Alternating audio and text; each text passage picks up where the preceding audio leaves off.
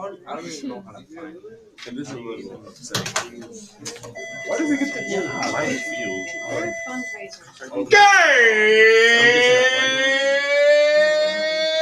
Good morning, ladies and gentlemen. How are we doing today?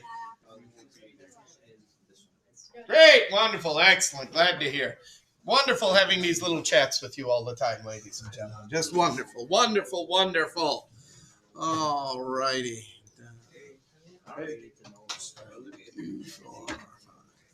Hey, you know what he said?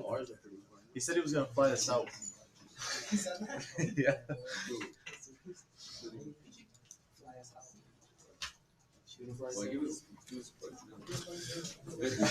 Okay, ladies and gentlemen, tomorrow is your test. Today you're going to spend time reviewing for it. Question is, before we get into that, is there anything that you would like me to go over with you, ladies and gentlemen? Josie.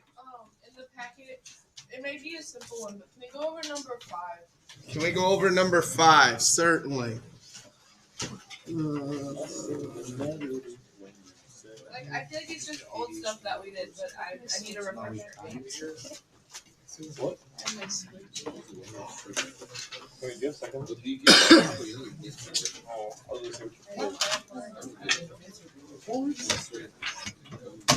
Okay, we have set. Wait, can we play the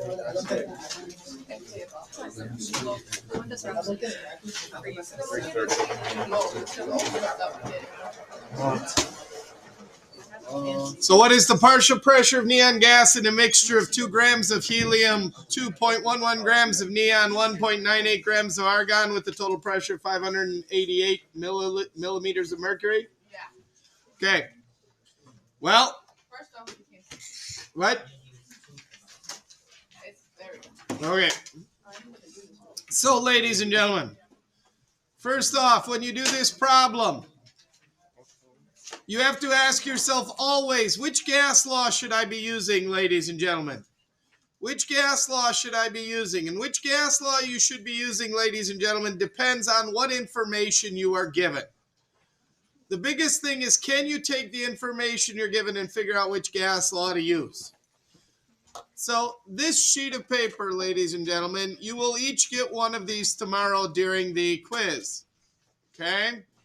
Or during the test. This has all of the formulas on it that we have done throughout this entire unit, okay?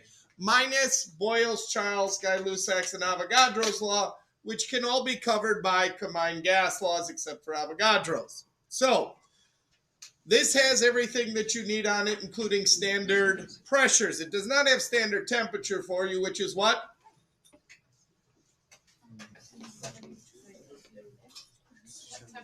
Standard temperature, 273. Okay. So of these formulas, ladies and gentlemen, which formula or formulas do you think you are using on this problem? What's it asking you about? Partial pressure is giving you a total pressure. So which formula, ladies and gentlemen, are you going to use? Okay, you're going to use a combination, ladies and gentlemen, of this one, possibly this one, and possibly this one. Those are the 3 that involve partial pressures. So those are the 3 formulas that we're going to use, okay, or we could use. The problem is, ladies and gentlemen, we are not given moles here. What are we given? Well, when you're given grams, you got to think, okay, I can convert that into moles. I can convert that into moles. Ultimately, for this problem, we want the pressure of neon. Okay? So there are a couple of ways that we can get it, ladies and gentlemen. we can do the partial pressure of neon over the total pressure equals the moles of neon over the total moles. The problem is I don't have any of these. But I do have what? What am I given? Grams. I can convert grams into moles very easily. So that is what we're going to have to do here. We're going to have to take 2.00 grams of helium and convert it into moles using 1 mole of helium over 4.0, what is it for helium? 00. Which means this is 0.500 moles of helium. Questions on that? Now I'm going to do the same thing for neon.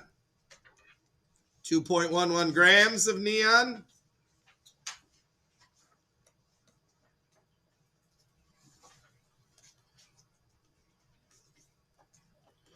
times 1 mole of neon over neon is 20.18. So what do I get when I do this math? Somebody please, it should be around 0.01.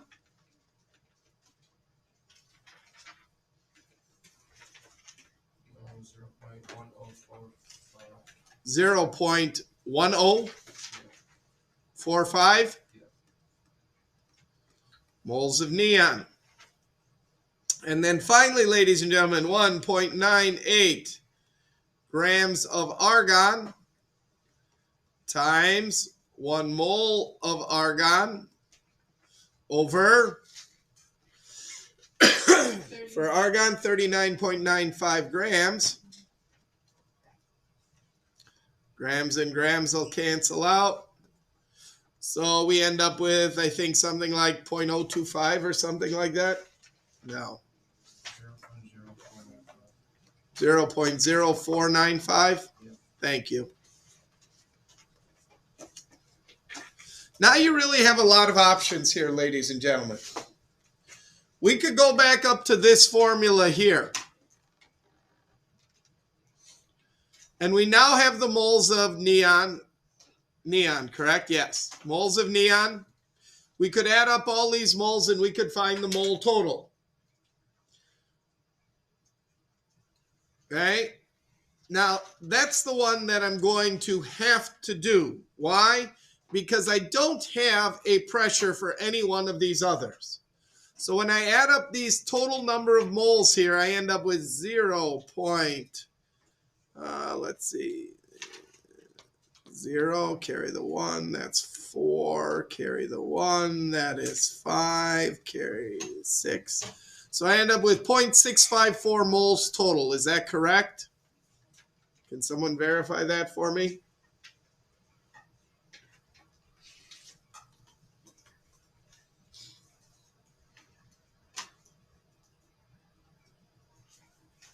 Yes? Okay, that's all I wanted to know. If I did my math correct.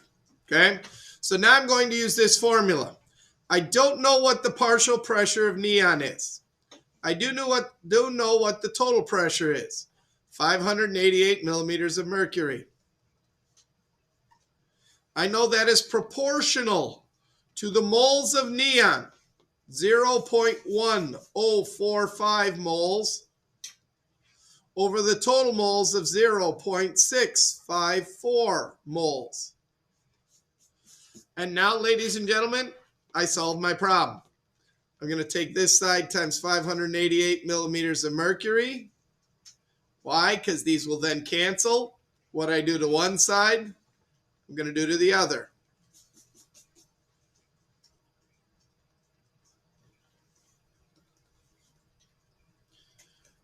Partial pressure of neon, take 0.1045 times 588 divided by 0.654.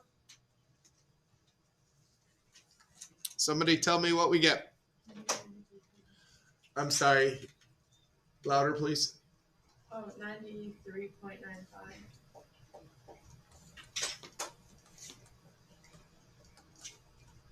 Looks reasonable to me. Questions?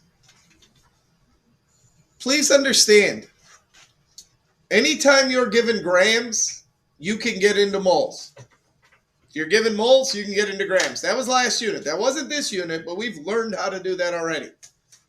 So if they ask you about grams in a problem, get it into moles, you can go from moles to grams.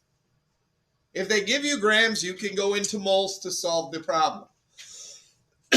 The biggest challenge you are going to have, ladies and gentlemen, is figuring out which formula to use. Which one of these do you use? Well, almost any time, and I'll get to you in just 1 second, Josh. Almost any time you are using PV equals nRT, you could have done combined gas laws. Almost any time. You can use one or the other. Okay? Sometimes it's easier to use this because you're solving for moles and there is a direct unit of moles in there. But again, I'm watching some of you do your problems. You're putting grams in where moles are supposed to go. You're not going to get the right answer. If you're not putting in the right unit, you're not going to get the right answer. If you're not converting liters or milliliters into liters to use ideal gas law, volume has to be in liters. Why? Because the R value is calculated using liters. Temps have to be in Kelvin. Okay? If you're not using the right units, you're not going to get the right answers here. Okay? If you are doing something with velocity, this is the only formula we have here with velocity in it. Got to be using it. This is the only formula we have here with densities. You got to be using it if you're talking about densities, comparing two densities. Not finding the density of a gas. The density of a gas, probably this one or this one. But if you're comparing densities, this is the one you're going to use. If you're comparing velocities, this is the one you're going to use. And by the way, in these two, what can we use for masses?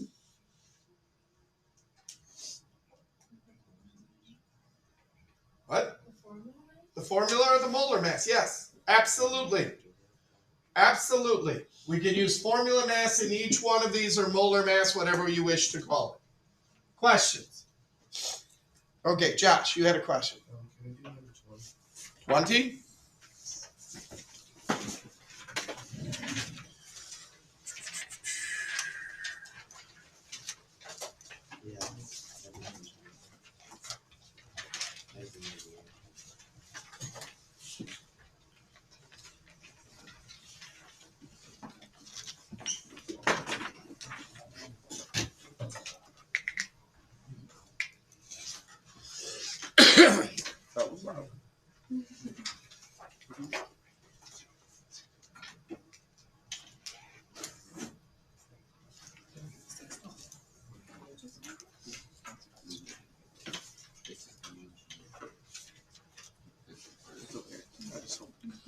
Michaela.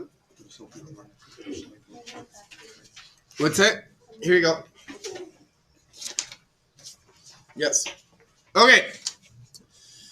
If the density of a gas is 1.02 grams per liter at STP, what is the formula mass of the gas? Okay. So, density is equal to what, ladies and gentlemen? At STP, what do we always use for a volume, ladies and gentlemen? 22.4 liters. Okay. So they're giving us the density here, correct? Mm-hmm. So 1.02 grams per liter is equal to, I don't know what the formula mass is, correct? Over.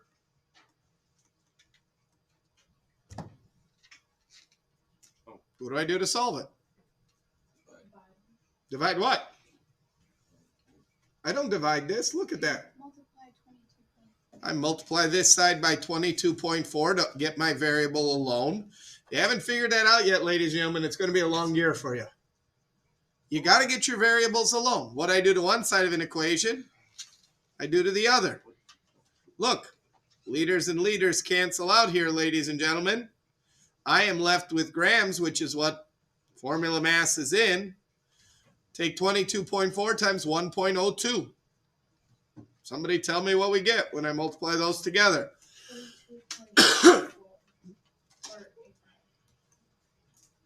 There you go. 22.85 grams. Granted, we hadn't done one like that before, but again,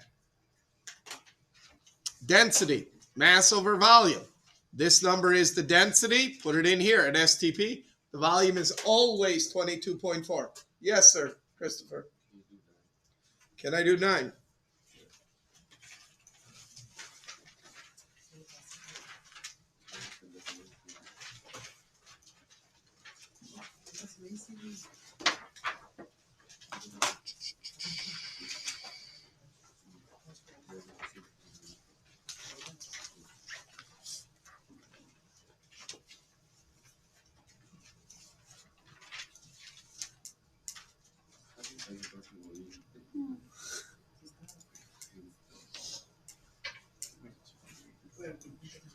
All right, Christopher. If a container with a total pressure of 3.60 atmospheres contains 0.400 moles of hydrogen gas and 0.600 moles of oxygen gas, what is the partial pressure of each gas? Which formula am I going to use?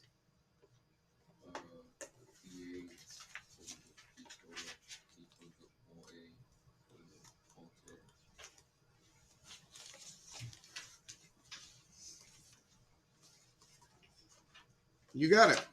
Okay? You got it. So I'm trying to find the partial pressure of hydrogen. Oops.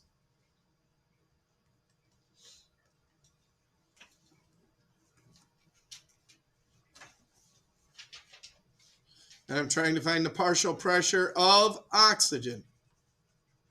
Okay?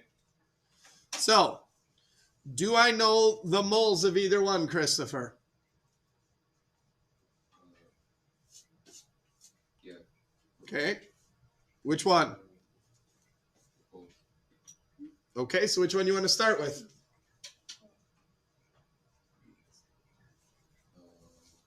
Oxygen. Okay. So the partial pressure of oxygen. Do we know what the total pressure is, Christopher?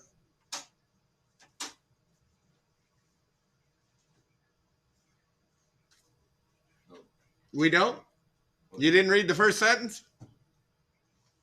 Oh, yeah. What is it? 0.6. Oh, pressure. Oh, 3.60. Dude, you're giving me moles for a pressure. Come on. 3.60. It says it. The total pressure of 3.60 atmospheres, right? Yeah. Okay. What's the moles of oxygen? 0.60. Okay. What's the total moles?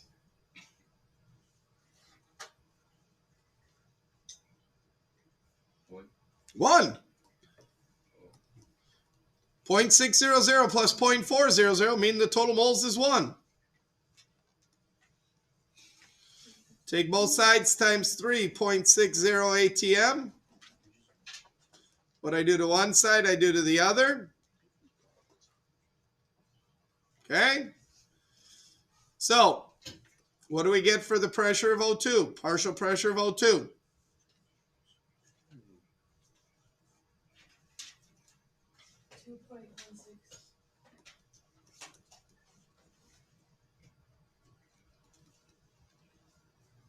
Okay?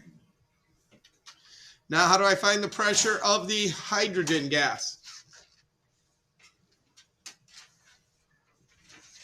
You do the same thing. You could, but there's an easier way. Oh, you subtract. You can go back and you could subtract the pressure of hydrogen gas plus the pressure of oxygen gas equals the total pressure. You're right, Phoebe. You could have gone right back into that same formula, now substituted in pressure of hydrogen and put 0.4 over here. Okay? But all we need to do is use this one over here as well. Either one. Okay? So the pressure of hydrogen gas plus 2.16 ATM equals 3.60 ATM. We're going to subtract 2.16 from each side. What I do to one side, I do to the other. The pressure of the hydrogen gas equals 1.54 atm. Multiple ways of solving these problems, ladies and gentlemen. Questions? Or, yeah. Do you have to put it in like the formula? Or can you just do 3.60 minus 2.16? Or do you have to put it like in the? Like this here? Yeah. Do you have to do that? Do you have to put it into the formula? No, I will let you get away with doing simple addition and things like that without showing me it. The same way here where we got this, you don't have to show me that you added 0.60 together and 0.40 together to get 1. Okay? Things like converting from milliliters to liters, converting from Celsius to Kelvin, you either know how to do it or you don't. Yeah. So give me the answer. If your answer's wrong, you're going to lose a point. If your answer's right, you're not. But you don't need to make it a separate formula. Okay. Now this, you need to put into a formula to show me how you get this. Okay? You can't just be like, okay, I randomly picked this. Okay? You've got to take and you've got to give me how you found that. Okay? Joshua. So I'm putting PO2 equals the answer. Can I just do 2.16 HCl of oxygen or O2? Wait, I don't understand what you're telling me here. So instead of having it as PO2 equals 2.16, can I have it 2.16 ATM of O2? That's fine. Yeah. So if you wanna say this, somehow you've got to tell me what this is. Okay? If you choose to do it this way by telling me that the partial pressure of oxygen is this, or if you write down 2.16 ATMs of O2, I'm fine either way. What you can't do is give me that number and expect me to figure out which one you're talking about, oxygen or helium. Or I'm sorry, hydrogen or oxygen in this case. Okay? What else you got?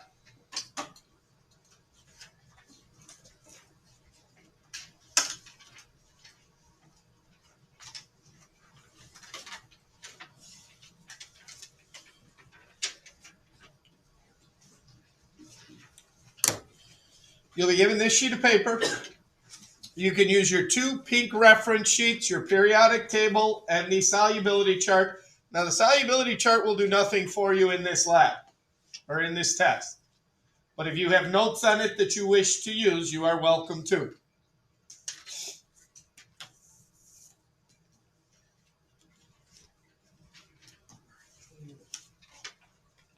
Six problems, ladies and gentlemen. 6 problems that will involve these formulas.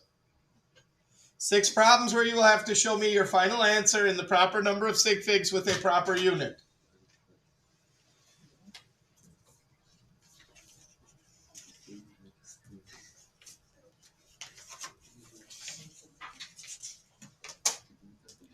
Four questions, ladies and gentlemen, that are no math.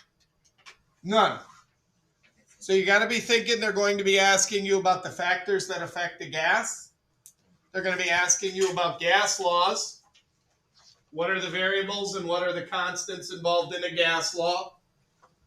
What kind of relationship is there in Boyle's law and Charles' law and Gay-Lussac's law? What is temperature? We struggle on this every time. I'm going to ask it to you again. What is temperature? Yeah. Average kinetic energy in the particles of matter. Okay, now remember, when we introduced this unit, we were talking about how gas would be like a ball hitting that wall, bouncing off it and hitting that wall. Pressure is created by what? Okay, how often that ball would hit the walls of the container. That's the pressure. So let's say it hits the wall once every second. Hits that wall, bounces over, hits that wall.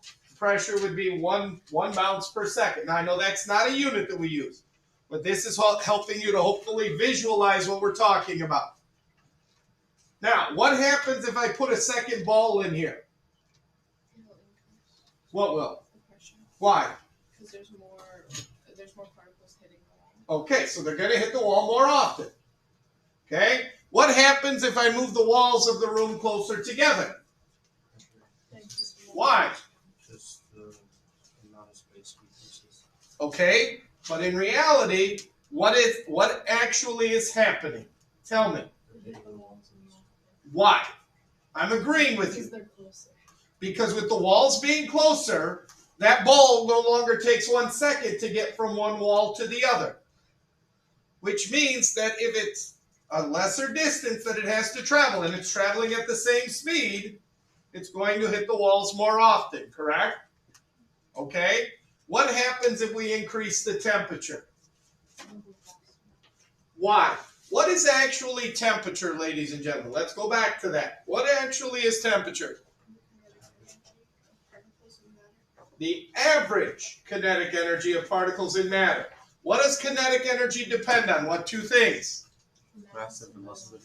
Mass and velocity. Which of those can you not change about a gas? Mass. You cannot change the mass. Once we know what the gas is, its mass is set.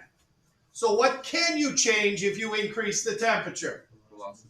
The velocity, which means if you increase the temperature, velocity is going to. So now that ball moves faster. It doesn't take a second to get across the room anymore because it's going faster. What does that do to pressure? Makes it go up. Makes it go up. Okay? That is how all these things interact. Okay? Hopefully you can visualize that. Hopefully you understand that. Hopefully, if nothing else, you could reason through a gas law. What I mean by that is, if we have this particle bouncing back and forth in the room and we move the walls closer together, what's got to happen to pressure if the walls become closer together? What would happen to pressure if we sped up the particle? What would happen to pressure if we put more balls in here bouncing around? Hopefully you can visualize that because that will help you, ladies and gentlemen. Okay, but now remember, if we want to know what happens, what truly causes a change, we want to try to make it so that there's only one variable at a time affecting something else. That was Boyle's, Charles, Gay-Lussac's law. Let's hold temperature and amount of gas constant so we can see how pressure and volume affect each other. Let's hold volume and amount of gas constant so we can see how pressure and temperature affect each other. Let's hold pressure and amount of gas constant so we can see how volume and temperature affect each other. Okay? So you're going to be asked questions like that on your quiz. Okay? Now, is it possible in a situation for pressure to tell volume to go one direction and temperature to tell volume to go another? Is that possible? Okay? So, think about this for a second, ladies and gentlemen. Within combined gas laws, there are multiple relationships going on. P1, V1, T1 equals P2, V2 over T2, right? Okay? So if pressure increases, what happens to volume? No, it shouldn't. It should what? Decrease. Okay? If temperature increases, what should happen to volume?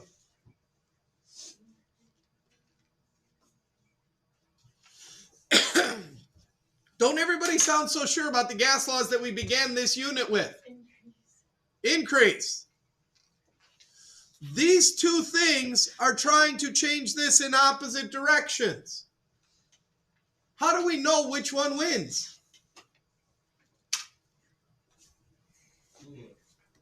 Google it. Yes, please, Google it. Google will be absolutely useless. How do you know which one wins? With the answer. If it's Okay, explain. with the answer, like whatever the variables are, if it's higher or lower than the starting total. I don't know why that stuff on the bottom won't go away. Okay. So ultimately you find your volume, correct? Yeah. If your volume went up, which one won?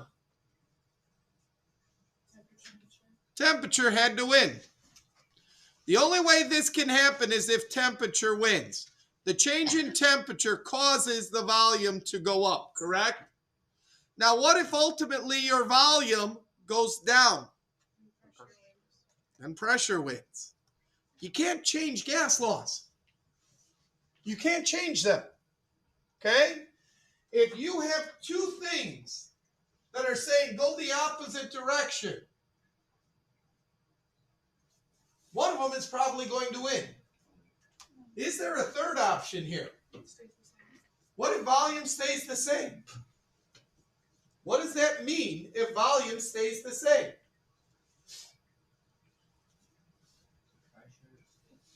No, it didn't. It went up. We know that. We know temperature went up. No. No, these are the only three things that are changing. What happens if volume stays the same? What does that mean? It didn't. We know. We looked at the problem and we said, okay, pressure went up. We know that. Gave us the pressure, said the new pressure is this, it went up. Gave us the temperature, said the new temperature is this, it went up. But when we did the calculation, guess what? Volume didn't change. If the pressure go up, the temperature is it why? No! You guys, you're making this more complicated. If the volume increases, temperature won here, correct? Because temperature was trying to make it go up, right? If the volume decreases, pressure wins here because it's trying to make it go down. What happens if volume doesn't change? What did these two things do to each other? Thank you. They canceled each other out. That is possible. You could have a change saying go up and a change saying go down, and ultimately they cancel each other out. One could win, or they could cancel each other out. But you can't say, well, pressure caused temperature to go up. No. We're asking you how pressure affected volume, how temperature affects volume, because we know what those two things are doing.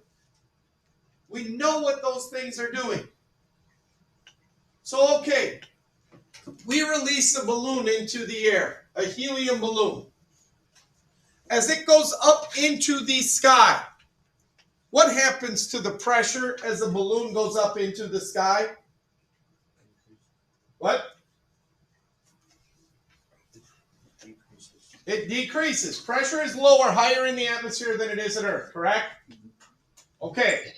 So, as it's going up into the air, the balloon should be getting what? In volume. What? Smaller. No! My God, no! You just told me that pressure and volume are what kind of relationship? Inverse. If pressure is going down as the balloon goes up into the air, what's happening to volume? Gets bigger. What will happen if the volume gets too big for the balloon? It goes boom, boom. It'll burst, right? But as you go up in the atmosphere, what happens to temperature? It decreases. What does that cause the volume to do?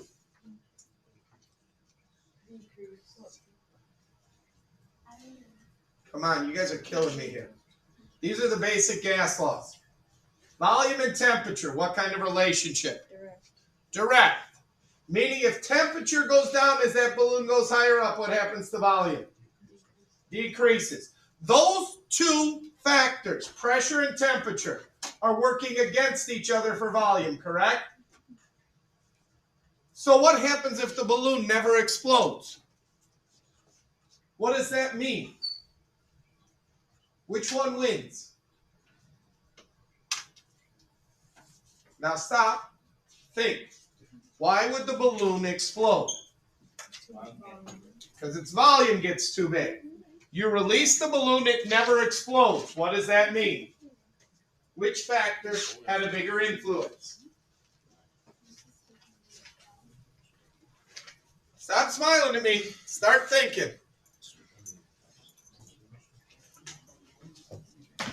My God, I was hoping it would never come to this, ladies and gentlemen. Here's Shenza. Here's his balloon. He releases it, and that balloon goes up into the atmosphere. As it goes up in the atmosphere, what's happening to pressure? What? Decreases. Okay, what should happen to volume? Should increase. But at the same time, ladies and gentlemen, temperature is doing what? What should that cause volume to do? So, as that balloon goes flying up into the air, it never bursts. Why? Temperature wins. Temperature says, you ain't getting any bigger. If anything, I'm going to make you smaller. Temperature wins. The balloon doesn't burst. The balloon gets here and it pops. What does that tell us? Pressure won.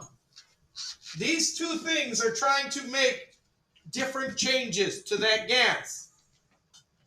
It is possible that they could cancel each other out.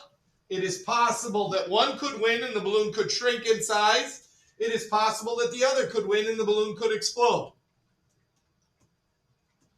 This doesn't care about this change. Anytime pressure decreases, volume is going to increase. Doesn't care about temperature. Temperature doesn't care about pressure. Temperature is going down, which means it's trying to make the volume go down. These things are in a tug of war. Which one wins? Maybe neither. Maybe they end up tied. Or maybe one of them wins. But it's the outcome that can tell us which one wins. If the balloon bursts, the only way to explain it is pressure had to have a greater impact. Because pressure is the one thing telling it to get bigger, right? This is telling it to get... If that wins, it's not going to burst, correct?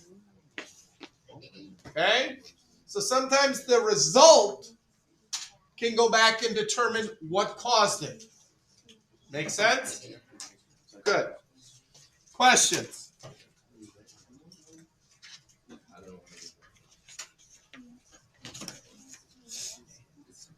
By the way,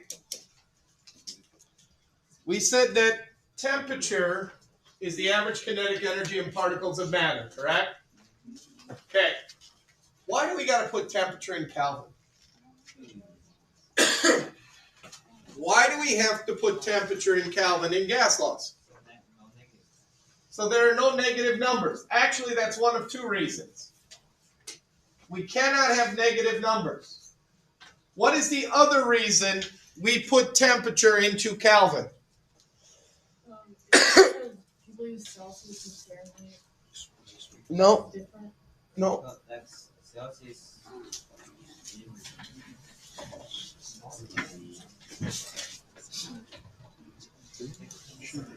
What's the temperature outside today? Cold. Cold. Can you give me a number, please? -3. So let's say, just to keep life easier, that it is 1 degree Celsius outside. Okay? If tomorrow it's 4 degrees Celsius, what happened to our temperature? Increased how many times? No, try again. This is a 4 times increase in temperature, correct? What does temperature cause pressure to do? Increase. What would happen to the atmospheric pressure if our temperature increased by 4 times?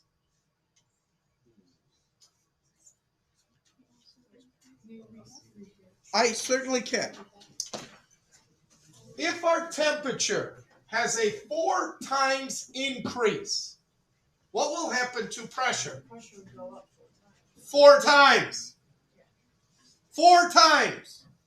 So instead of 1 atmosphere of pressure on us, we would have 4. Now imagine if we went from 1 degrees to 20.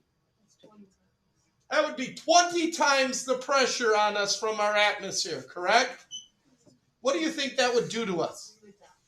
That would crush us like the can did in the lab. We would implode from that pressure. We cannot physically withstand that pressure. But please think about this. To 20 degrees Celsius, this is a 20 times increase, correct? Okay, but what is this temperature in Kelvin?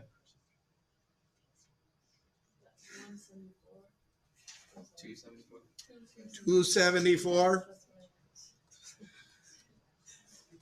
What is 4 degrees in Kelvin? What is 20 degrees in Kelvin?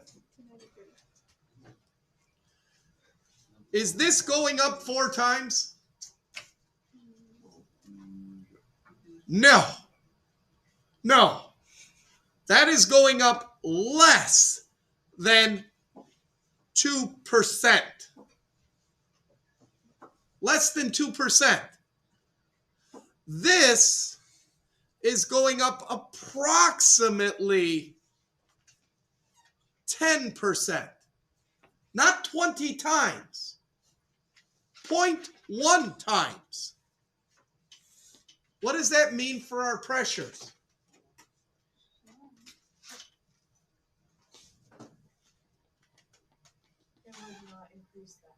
Thank you. Thank you. They will not increase that much. If gas laws worked off of Celsius, we would be dead.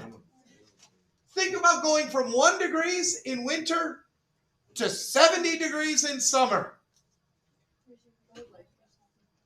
What would happen to the pressure? Oh my God, we'd be dead.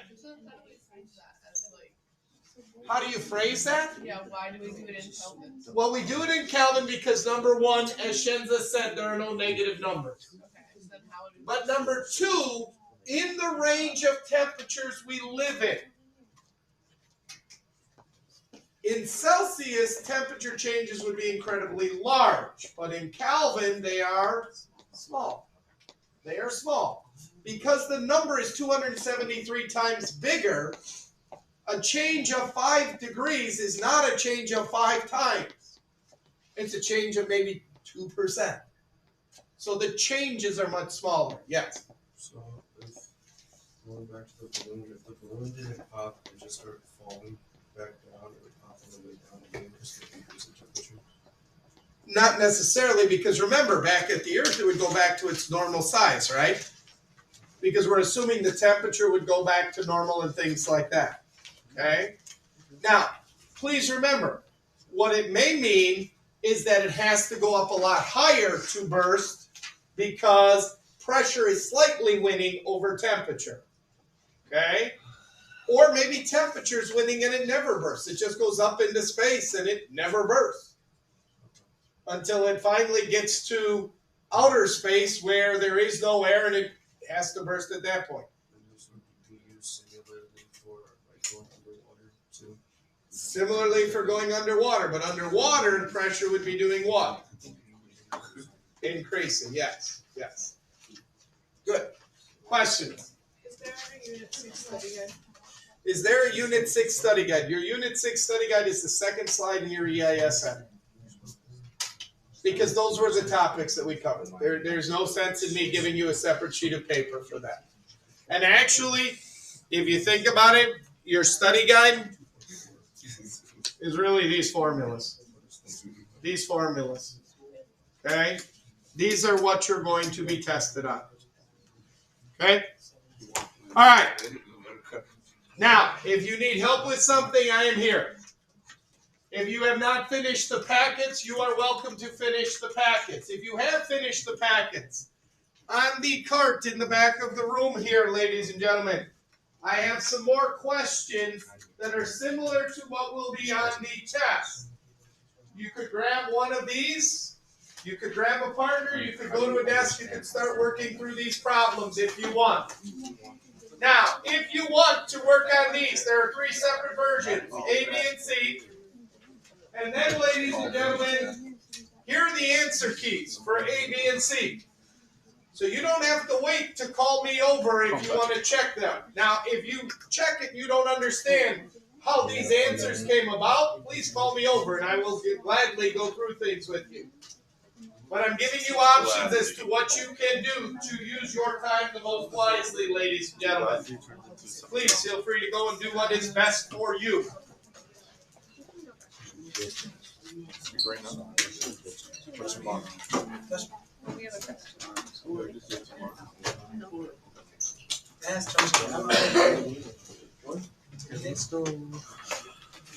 Do something useful.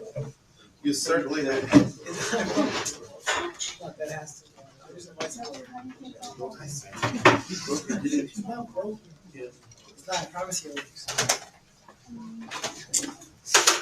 Sorry.